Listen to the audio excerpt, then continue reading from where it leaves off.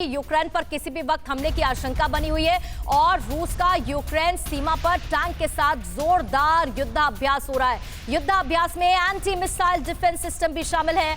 War exercise में हजारों रूसी सैनिकों ने हिस्सा भी लिया, जिसकी तस्वीरें सामने आई हैं।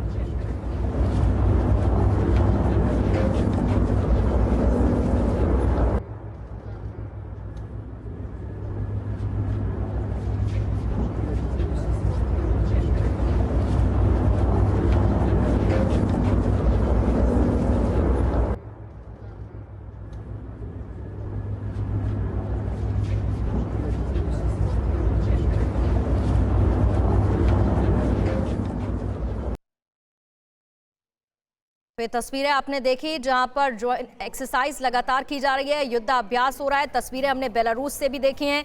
वहीं इसी बीच में युद्ध का खतरा, युद्ध का फासला कितना बड़ा है दोनों के बीच में, इसी को समझने की कोशिश कर रहे हैं। जी द्विवेदी सर, अभी अगर यूक्रेन की खासतौर पर हम बात करें, यूक्रेन 2014 में क्या कुछ झेल चुका है वो सब जानते हैं, लेकिन दो परमाणु देश आमने सामने हैं, दो सुपर पावर्स आमने सामने हैं, चाहे वो रशिया हो, अमेरिका हो। इसमें यूक्रेन की स्थिति को फिलहाल कैसे समझा जाए? यूक्रेन खुद को बचाने की कोशिश कर रहा है, क्राइमिया वो पहले ही लूज कर चुका है। ऐसे में जाहिर बात है साथ की उससे तो जरूरत है ही, लेकिन अगर इनसाइड स्टोरी यूक्रेन की समझने की कोशिश की जाए तो क्या उसके लिए इस वक्त ये बहुत जरूरी है कि उसको नेटो में शामिल करे? शायद इस वजह से भी इस साथ को बरकरार रखने की कोशिश में यूक्रेन है।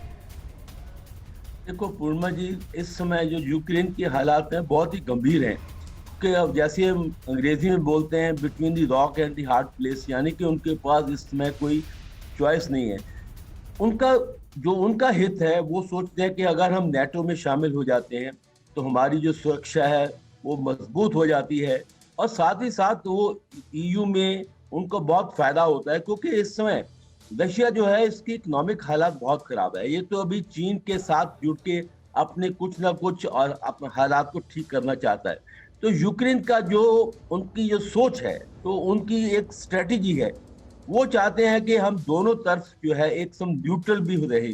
तो न्यूट्रल के तौर पर उनके जो मुद्दे हैं वो हल नहीं हो सकते हैं, क्योंकि जो रूस का छाया है वो उसके ऊपर बना हुआ है, और रूस चाहता है कि यूक्रेन उनके प्रभाव में रहे, वहाँ की जो गवर्नमेंट है उनकी रशिया के हित में रहे। तो इसलिए यूक्रेन के इस समय जो हालात हैं बहुत नाजुक हालात हैं, पर उनका एक मुद्दा है कि किसी तरह युद्ध ना हो, क्योंकि युद्ध होने पर सबसे ज्यादा नुकसान यूक्रेन का होगा, क्योंकि सबसे ज्यादा तबाही यूक्रेन में होगी। तो इसलिए यूक्रेन की गवर्नमेंट, यूक्रेन के लोग ये चाहते हैं कि ये युद्ध किसी न किसी तरह टल जाए, ताकि ये जो संकट है वो अभी निपट हो जाए। और बाद में जो उनकी स्ट्रेटेजी है वो यही रहेगी कि वो रशिया की तरफ भी ऐसा उनका एक हुलिया रहे, या उनका ऐसी अप्रोच रहे कि रशिया को ये महसूस ना हो कि यूक्रेन के कारण उनकी सुरक्षा बिल्कुल पर बहुत गहरा असर पड़ सकता है। यानी कि और किसी भी तरह का खतरा भी यूक्रेन हो सकता है। ये अप्रोच यूक्रेन की मुमकिन है बाद में रहे, अगर स्थिति काबू में रहे और इस तरह के युद्ध के हालात ना पनपे।